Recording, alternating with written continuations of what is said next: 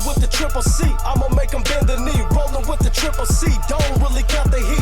Hey Siri, call Jon Jones.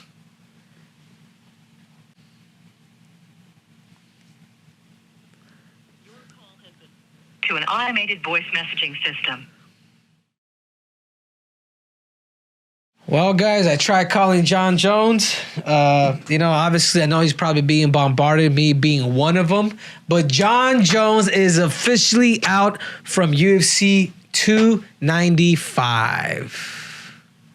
Guys, what can I say? What can I say about this? I mean, the injury of the tearing of the pec, I mean, that's a serious injury. You know, Jon Jones going in for a typical single and going out there and trying to grab his leg in that position. I mean, it wasn't enough to the injury that Jon Jones has went through. It's probably been in there for a very, very long time, because for him to go for an extension of the actual single leg and miss it or not grab it or be, sprawled on, which it wasn't too crazy. It's just letting you know that Jon Jones's body, he's not that 21-year-old kid, that 23-year-old that became the youngest light heavyweight champion in history. I mean, these are a lot of lessons, man. There's one thing that I will say about Jon is very smart. Jon is very humble when it comes to him being taught, and he's very honest when it comes to him actually doing things right. And I will say this, knowing that the trainers that train him also trained me through the physical training, he's doing everything right. I think the issue right now is the age, man. Jon Jones is approaching an age where he's gonna be 36, or if he ain't 36 already, like he's up there now. What Jon Jones needs to do now, and this is something that I think of a guy like Anderson Silva. Anderson Silva, at one point, as you started to get older, he was still kind of doing the same training. He was fighting people the same. Jon Jones needs to bring more of that guerrilla style of fighting, where he's being very tactical with his training as he would for his fight. You know, obviously the wrestling, he is going to have to wrestle Stipe. He is going to have to surprise him with that. Now is going live after going through a whole surgery and having your pec pretty much, having somebody go in there and surgically get into your pec. I mean, I can only imagine. I was out for 6 months with my right shoulder. I'm sorry, not even 6 months, for like close to about a year on my right shoulder, and it was just miserable. I can only imagine how much more and how much bigger the pec muscle is. These are adjustments that Jon Jones is going to have to make if it is that he wants to come back and fight, and if he does want to fight a guy like Stipe, because it's rumored now that they're looking at UFC 300, Jon Jones versus Stipe Miocic. Now, will that be enough time for Jon? I think Jon's a smart enough guy where he knows he needs to sit down, and he really needs to analyze, and he really needs to spend a lot more time on recovery. And he needs to spend a lot more time now, maybe doing the naturopathic route.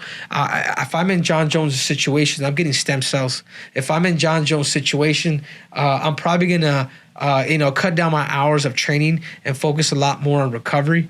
And in other words, stimulating the body rather than fatiguing it. And that's kind of the position I am now. Like my physical training is not. I'm not being beat up. I'm not beating up my body twice or three times a week, or twice a week typically. You know what I'm doing now, guys? Because of age, is I'm stimulating my body. I'm therapeutically hitting up all my different body parts, and I'm strengthening them in order for me to feel good as I'm actually where the strength training is complementing more of my MMA tactical training rather than my strength training taking me and pushing me and just pushing me. I mean, there's no sense. He's too smart. His IQ, his physical ability.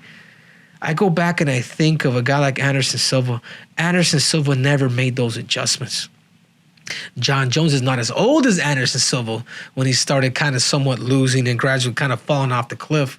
But he does need to make those adjustments, because making those adjustments for Jon Jones, especially at this age, if this is his last fight, he needs to change his recovery. And how is it that he's actually tactically trained. I wasn't with them for this camp at all, not one bit. Nor, we probably text maybe a couple of times, but other than that, I really don't know what Jon Jones was doing this camp, and I'm sure he was doing everything right. But the only thing that I could say is, Jon, you're older now. You're not the youngest light heavyweight world champion in history. We have to be able to adjust in order for us to recapture that crown and become the undisputed light heavyweight champion once again. What you have for me, Matthew?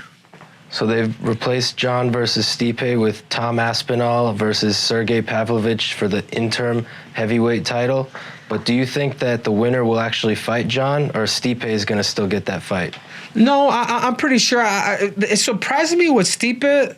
It surprised me that Stipe didn't step in there and try to save the card and maybe fight either Pavlovich or Tom Aspinall. But I also see the reason why he would say, you know what, I'm going to wait for Jon. I've complained about Stipe Miocic a lot. It's like, why doesn't this dude fight? Well, how come he's maybe only fought once since Jon Jones has retired? I want to say the only time that he did fight was against Francis Ngannou. This is another reason why I want to give I give the upper hand to Jon, but Stipe didn't step up. Now we have a co-main event. Is it exciting? No. Does it change the card a little bit? No, not really. I'm thinking of ticket sales too. I mean, you guys think about it.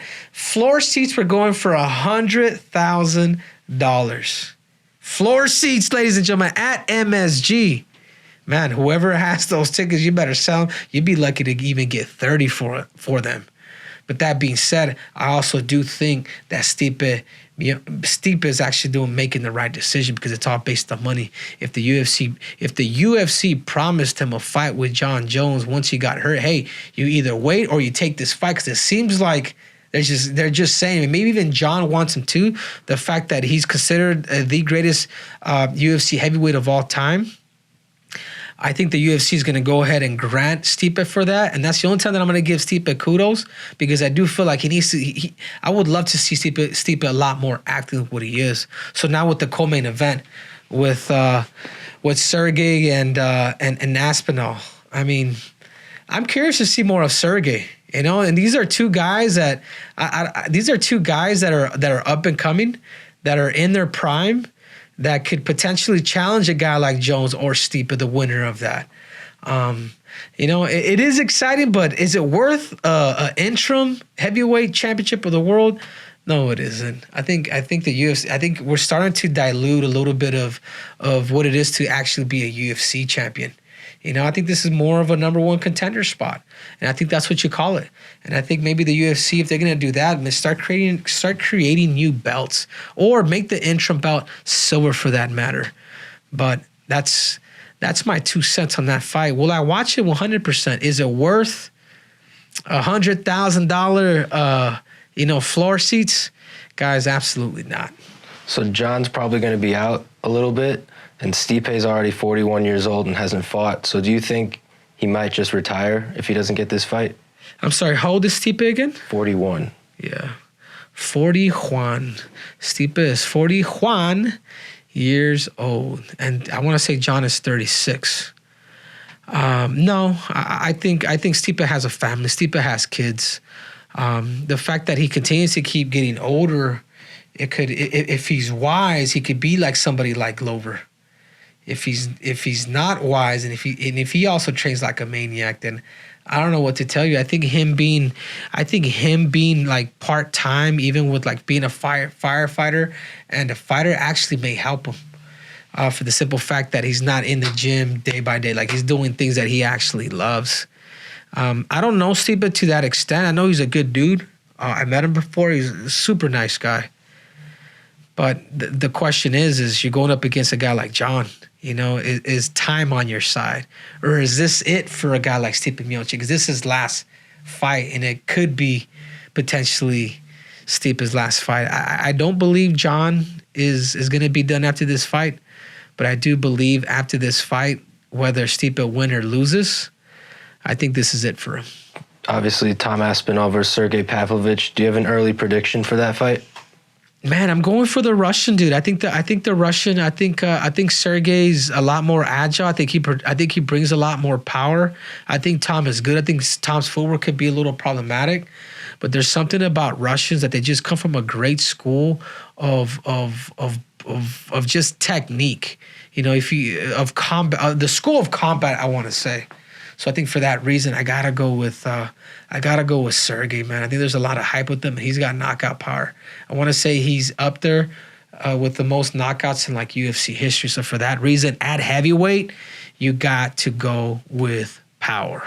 And this video is brought to you by the one and only Jimmy Bars. Guys, you guys may have problem losing weight. You guys may be a fatty like Triple C used to be, but guess what, guys? I have your problem solved. So you guys make sure to go to your local Walmart and get your damn Jimmy on. I'm out.